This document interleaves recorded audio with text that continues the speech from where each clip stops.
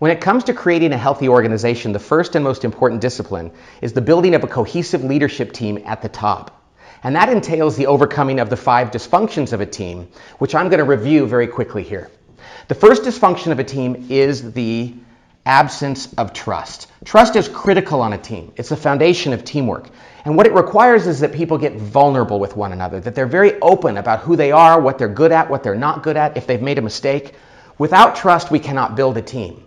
Specifically because without trust, we can't overcome the second dysfunction, which is the fear of conflict. You see, conflict is not only okay on a team, or even good, it's necessary and required. We have to engage in conflict, and when we have trust, conflict becomes nothing but the passionate pursuit of truth or the best possible answer.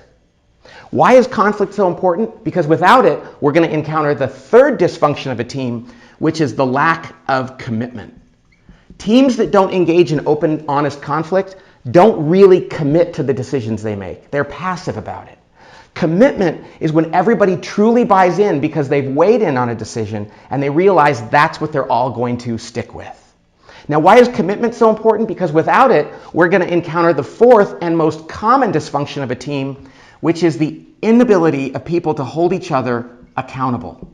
Accountability is so important on a team. When people have committed, they're going to have more courage to actually confront one another about shortcomings in their behavior and their performance. And why is that accountability so important? Because if people aren't holding each other accountable, they're going to encounter the next and final dysfunction, which is the inattention to results. Now, you might say, well, what are people paying attention to if not results? Well, maybe it's not the collective results of the team they're interested in, but just their own individual results, their budget, their department, their staff.